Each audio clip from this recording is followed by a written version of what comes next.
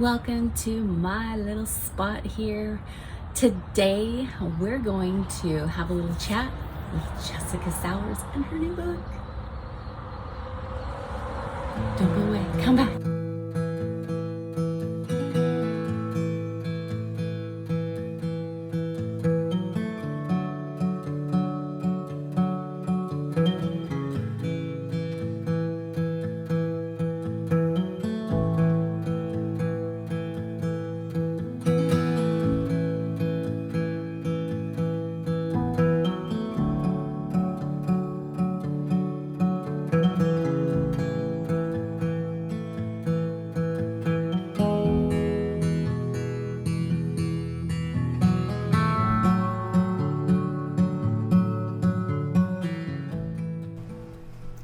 And this is where I'll be coming to you from this morning. This little seating area right here. You see all my starts on the ground. That's like my little greenhouse on the patio. Okay, so do y'all have this book? It's quite amazing. I might have to move. The sun is a challenge for me this morning. It's trying to come up. I'm trying to have a decent background for you, and I'm hiding from the sun. All right, so here's the deal. Yes, this is Jessica Sowards' new book, The First Time Homesteader. This book is amazing, and I've got something really special planned for you. I cannot wait to share it with you. So, tell me in the comments right now, do you have this book? Have you looked at it? If you don't have it, I have something special for you. And even if you do have it, I have something special for you. So, this book is amazing. And if you are a first-time homesteader, or if you're like me, a backyard homesteader, this book is for you. And I have something special, as I said. Let's see, in just over 4 weeks, probably about 5 weeks from now, no, maybe 6 weeks from now, on November 7th, I think the 7th, I don't know, somewhere that first week in November, I'm going to be going to Jessica Sowards' Roots and Refuge farm, thanks to my sister, Jen. And here's what I'm going to do. Between now and then, every week I'm going to have a little episode on something from this book that I feel pertains to me. So I'm going to share from my heart, from my experience, or doing it with you. I'm going to have an episode every week from this book. Then everyone who purchases a book from my link in the description down below, I am going to pick a winner. I'm going to take that book and I'm going to have Jessica Sowards autograph it specially just for you. Okay? And if there's any questions at all that come up from this book, or that you would like her to address to you specifically, I'm going to do my best. I know she's going to be busy that day, but I'll do my best to take some of the comments that y'all leave down below in all the videos from now until then, and see just how many questions we can get answered from Jess directly to your specific question. Sound good? Oh my gosh, I'm so excited. So let's dive into this book, shall we? Okay, I know I'm getting a little up close and personal, but I need you to see this book. If you don't have it already, I need you to see. This book is quite amazing. And I just want to go over a couple of things that I know for sure I'm going to be covering from this book. I've looked through it all weekend, and not everything's going to pertain to me. I'm in a backyard. I'm not on a homestead. So I can only share with you my passion, my heart, what I do, right? So I predominantly container garden because I have gophers, and this home is a rental, so they're not going to want me to rip up their grass and plant crops. Not to mention the gophers would eat them anyway, so that's why I am the queen of the 5-gallon bucket. Yes, I am. So I've been working hard at perfecting growing in 5-gallon buckets, and I tell you, there is a finesse to it because You have to water them differently. You have to fertilize them more. It's not in the soil in your ground. Excuse me. So it is a little different. So yes, I am going to always show you that, right? Container gardening, because that's who I am. So let's see. Here's one section that says homesteading in the burbs. So that, you know, that's addressing people like me, people that are in the city or maybe who don't even have a backyard. And she talks about container gardening. And then what to keep in mind while land shopping. So if you are looking for land, she's got that whole section. She tells you what to think about, what to look for. I mean, this book is like worth its weight in gold, because these are the things that she went through, and you probably know her story, or you would not be here. You would not have picked this video to watch if you didn't know her. So she's giving you all this information in this book, knowing your why. So that's what I love about Jess. She's very spiritual, and she's been given a gift. There's no doubt. Has she not? I mean, if you know her, you know she's been given a gift, and she's sharing with you what's important, how to stay passionate, what's going to keep you motivated when it's tough, because homesteading is not easy, but it's an awesome way of life for those of us who really are seeking that, right? So she goes into knowing your why. Let's see, laying out the farm. So she'll help you with that, things to look for. And again, I'm going to take sections from this book, and it may not be those, because I'm not doing that. Making a 5-year plan. We can all make a 5-year plan. She goes into what that is and why you want to do it. Yard birds. Now, some of you in the city can have chickens. I'm not going to have chickens. First of all, you know, I don't know if my town allows them or not.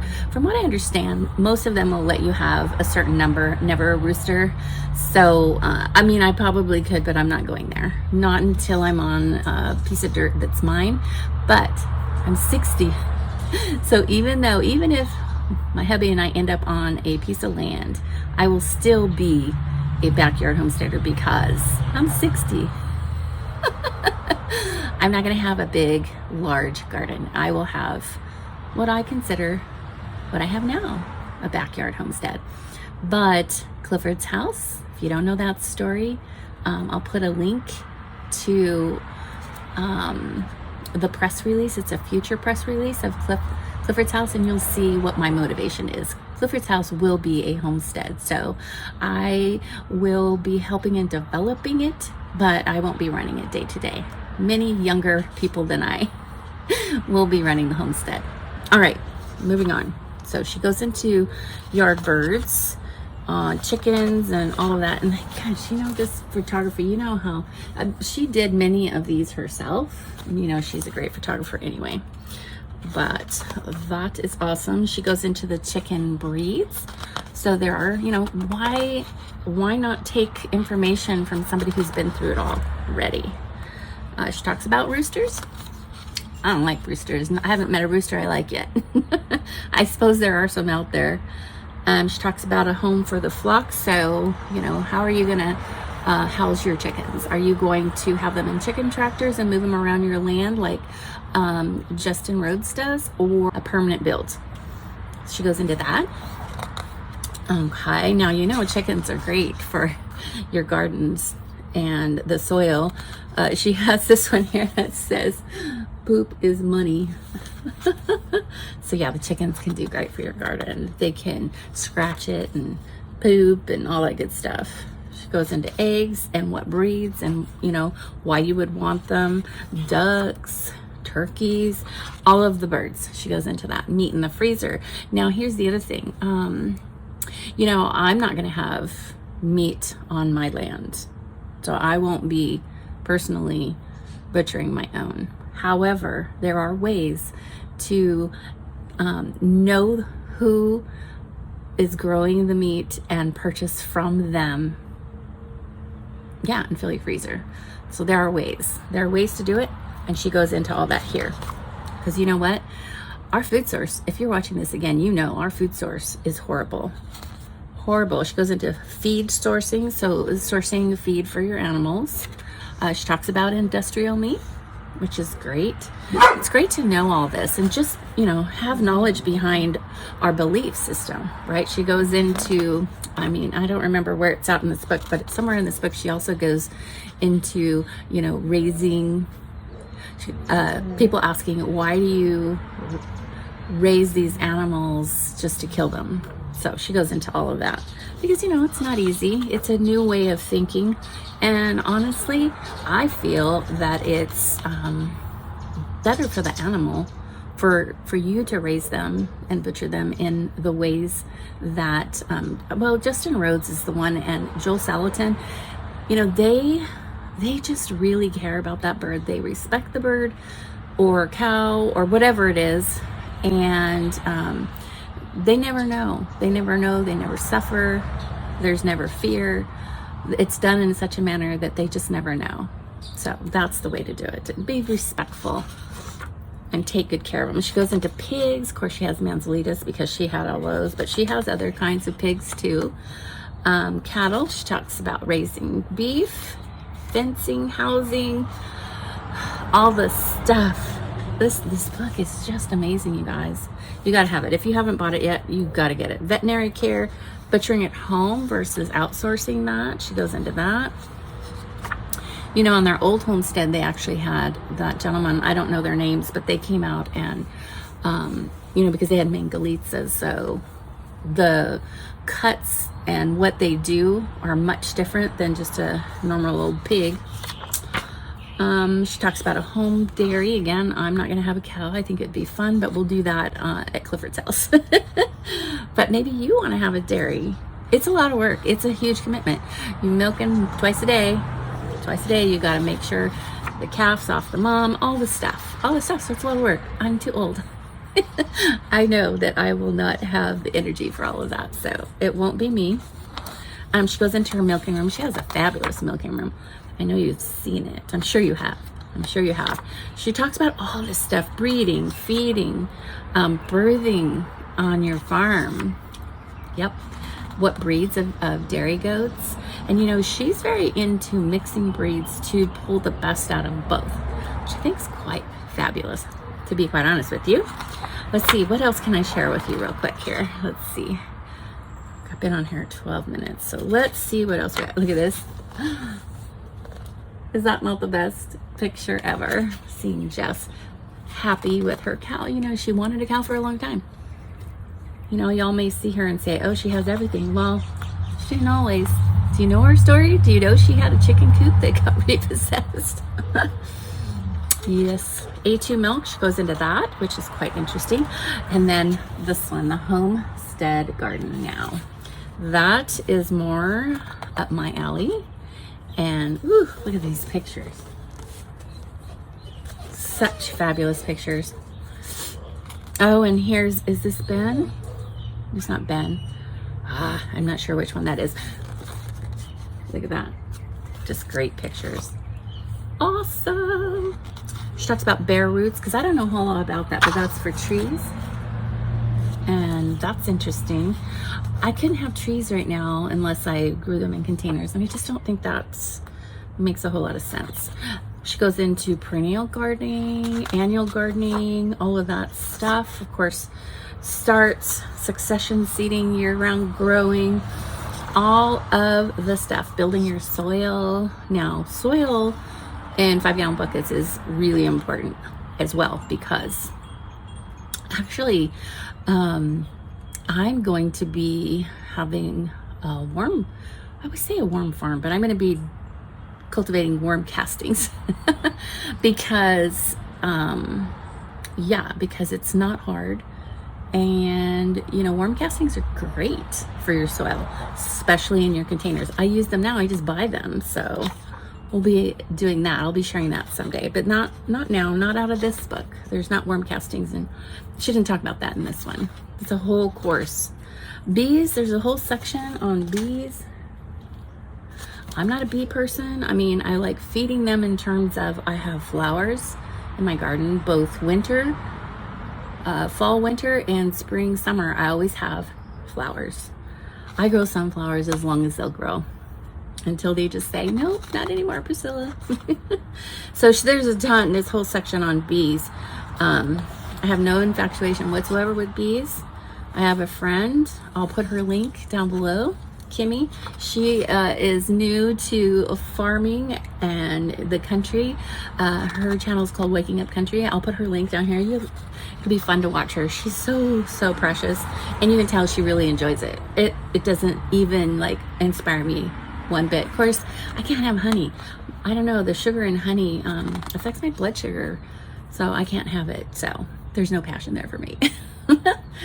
Okay, resourceful living and natural remedies. I'm excited about that. So I'll be definitely having a little episode on that and sharing what Jess has to say and give it a stab myself. Bartering, she talks about that. Oh my gosh. If you know me, you know that I would love to barter my whole life. Money causes so many problems. And listen, if we just used our own personal gifts, right, and did what we were good at and then bartered the rest, wouldn't that be fabulous? We wouldn't have to worry about all the things, corporate America and all that. I'm just not that person. So she goes into bartering, foraging. So interesting, this stuff. Now, I don't have that in my garden here in the city, and you probably wouldn't either, but you know, using what's on your land and foraging it is really cool. She's goes into Homestead medicine cabinet and growing herbs and making teas. She has her elderberry syrup recipe in here, lemon balm honey syrup. Oh, making fire cider. I've seen her make that. There's no way I could ever drink that, but my husband might be able to. Oil infusions. She goes into all of that. Cleaning with vinegar, herbs for your animals. Yes, I'm in the city, so it gets noisy. Let's see what else. What else? Let me see. All these herbs. Oh, homestead kitchen skills. Now she talks about this. You can learn all this stuff that you can utilize. And you know what's really cool is she has actually gone into this season, this summer. She has talked about, you know, if you don't have the fruit and vegetables from the garden, you can purchase them, or purchase sauces and what have you, even in the cans, and then make your own food and then can it. So just prepping, just getting your pantry prepped. I've never canned before. I'm gonna learn, and she's got some stuff in here, and I've also got other canning books that I've purchased. I have a whole book on making bone broth. Can you imagine a whole book? I can't wait. But this is all stuff that's really good for us. So she goes into that homesteading kitchen skills. So, you know, she talks about cast iron and dehydrators, Dutch ovens. Oh, did you know Dutch oven? Okay, so I have one, and I didn't know, but they bake sourdough in these Dutch ovens. I just think that's so cool. She talks about knives, having a good knife, canning supplies, blender, food processor, baking sheets, pots, roaster ovens, all of the stuff. And then showing you how to roast winter squash, all the stuff. Okay. And, you know, she kind of ends it out in preserving and canning, freezing, pickling, fermenting. You know, Jill over at Whispering Royal Farm, she's the fermenter. Oh my goodness, that girl ferments. Herbs, drying them, freezing them. So just this book has like so many things. Oh, she talks about she has homestead kitchen tips and eating seasonally. Now, if you watch her, you know she talks about eating seasonally and how what we need is what's grown at that time. Most of us don't even know until you grow a garden and you try to grow something in the wrong season, do you know when stuff is grown, because we just go to the market and we buy whatever anytime. We don't eat seasonally, and we need to. And we need to eat from our own gardens where it's nice and healthy, no pesticides and all that stuff. Okay, and then she just ends it with a simple and beautiful life, her conclusion. So I encourage you, go get this book. Go get this book. If you purchased it from my link down below, you don't have to. But if you do, I'm giving you this opportunity to get a book autographed by Jess. Not everybody's going to get it. I'm going to have to pick somebody. It'll be random draw. I'm certainly not going to try and pick somebody without it being random, just because there's no way I could pick. I want you all to have it. This is such a once in a lifetime experience that I'm so looking forward to, and it's all because of my sister. Yeah, she's bringing me along. So, all right. Thanks for hanging out with me today, and we'll see you next time. Peace. Bye now.